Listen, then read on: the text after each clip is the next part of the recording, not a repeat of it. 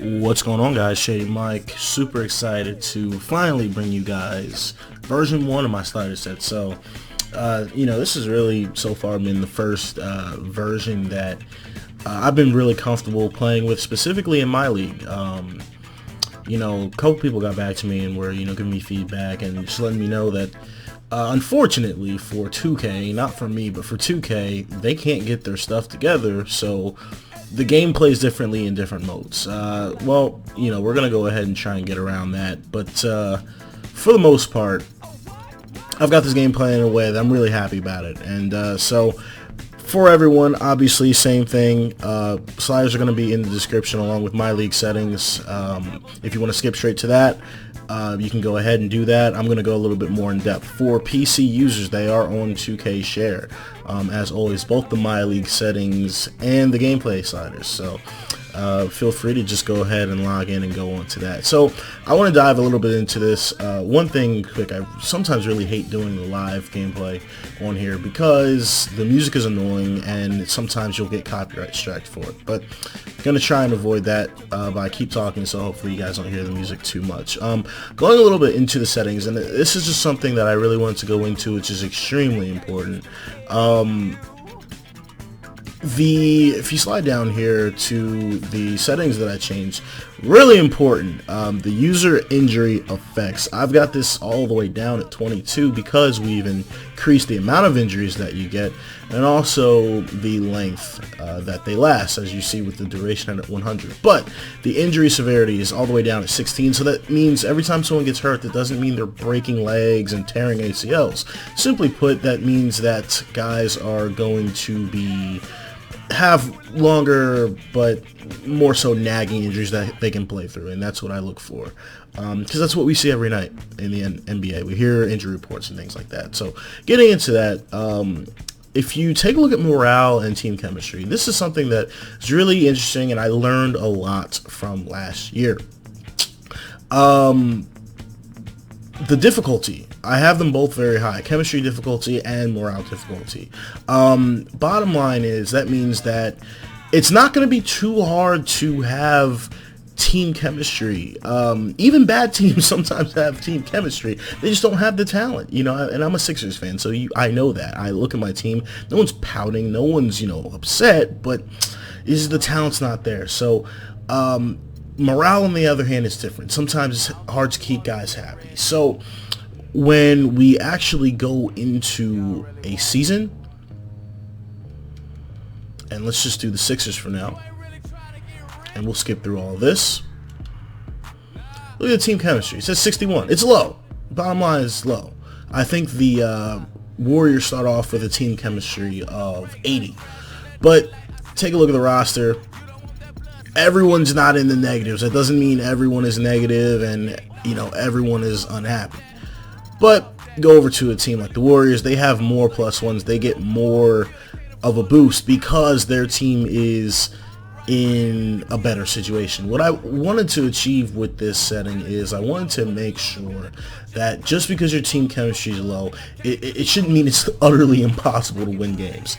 The reason I lowered the team chemistry difficulty is because there's a little glitch in the system where, and I'm not going to get too into it, but long story short, certain teams can get stuck in kind of, I wouldn't even call it purgatory, I'd just call it straight hell, where you can get stuck at 0 team chemistry and you will never come back. And I did everything in my power to avoid that, to make sure that that doesn't happen.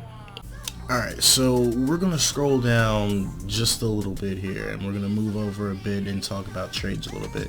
Now, if you take a look at the trade frequency slider, as you can see, it's very high. I have it very high. And the reason for that is I want the CPU to initiate or talk about a lot of trades. I want them to talk a lot about moving guys and putting guys on the trade block, etc. Now, I have to put a straight up disclaimer on this. If you are not a hands-on type of guy or controlling every team or using trade approval, you have to lower this. Let me explain. I went through with this slider at the default 50, okay, and I realized there was really only about 10 or so trades. And I went back the past couple of years to see how many total trades there were, how many trades there were at the deadline, etc., etc. And that number is very high, but not too many of them were blockbuster trades. So that was the one thing that really kind of took me by surprise, is 2K actually removed the slider from last year. If you remember, it was the blockbuster trade slider. It was the team's willingness to move big time players. So that slider's gone. Now I do have the trade frequency slider really high, but if you're gonna just sim through your year, not pay attention to the trades that are going on, you gotta lower this. That's the bottom line. I put it back at 50, maybe 60, in that area. Now, for the people that are hands-on and do play a lot of their games and do pay attention to what other teams are doing, what I do is I come on all the way up here, if I can find it, the trade approval. This gives you the power to approve or deny CPU versus CPU trades that are completed. So if you see a trade that you don't like, bottom line is just veto it. And that's what I do, and that gives you an opportunity to make sure that with this slider high, yeah, CPU guys are still offering guys, there's still trade offers being made, but if there's one that's absolutely ridiculous, you have the power to veto it. Now, I'm going to go ahead through and show you guys how I handle my league so that we can avoid certain issues. If you go to the next page, what I like to do is I like to, instead of picking one specific team, I go ahead and select them all. So now that means I am technically the leader of every team.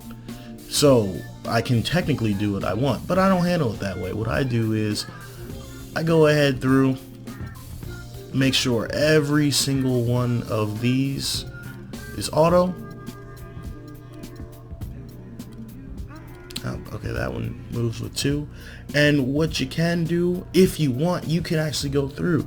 If you want to handle contract extensions for everyone because the CPU is not giving guys enough money, go ahead and do that. If you want to handle free agent offers, go ahead and do that. Free agent signing, all this stuff, you can choose what you do if you're not happy with the way the CPU does it. Now me, I'm more of a hands-on guy, so yeah, I actually go ahead and change the free agent signings. All of that just in terms of free agency strictly, I put that on manual because in my opinion the CPU just doesn't do it right. Now say I want to go ahead and be the Sixers. What am I gonna do? I'm gonna come over to the Sixers, turn all of this stuff back to manual.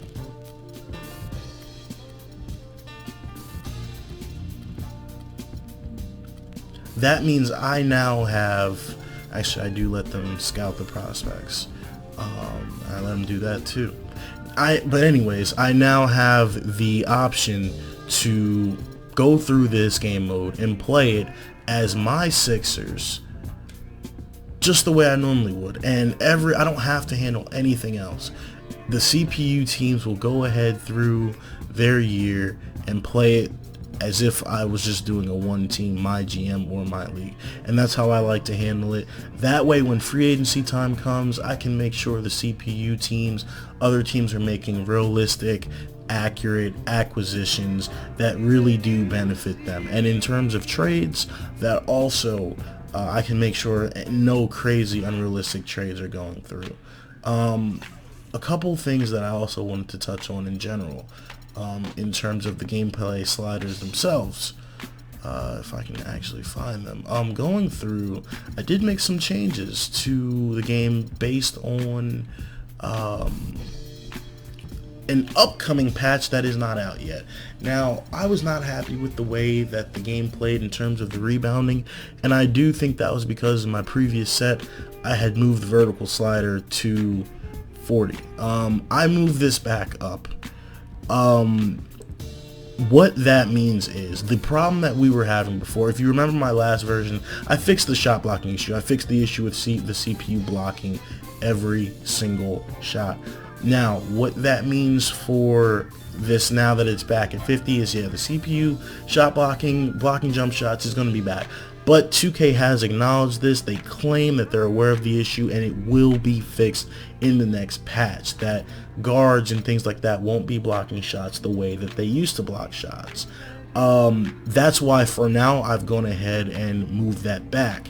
If that bothers you for now, just go ahead and move it back down to 50, or I'm sorry, to 40, until that issue right there is resolved. Also, coming up to here, the pass accuracy. I've said it a couple times, but I'll say it again. I play with it at 40. What does that mean? That means that you're going to throw inbounds passes all over the place. A lot of passes are going to go over guys' heads, and for some people that's annoying. For me, it's not, because I know it produces realistic results. And what do I mean by that? If I'm watching a Sixers game, the Sixers are leading the NBA in turnovers right now, getting about 19-20 turnovers per game. If a player throws a pass to Nerlens Noel and it bounces off his fingertips, like it happens multiple times per game in real life, and it goes out of bounds, is that not the same as if I'm playing 2K and he throws it and it just went 3 feet over his head? Technically it is. Does it look as nice? Does it look as realistic? No. But that's why I play with 40-40. If you don't like that, or you're sick of inbounds passes going out of bounds, don't complain about it. Bump it up to 49, bump it up to 100, bump it up to wherever you want it to be, so that you can have realistic results. One other thing, if I can remember what I wanted to talk about. Oh, okay, one more thing. Here we go. All the way down here. I actually reverted back to my 2K15 settings in terms of the passing lanes. Got sick of guys getting beat backdoor because they were going for steals.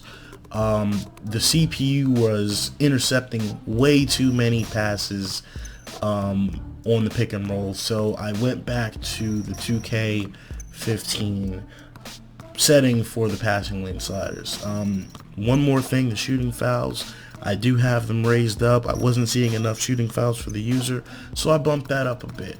Also, the consistency for the CPU. They were shooting.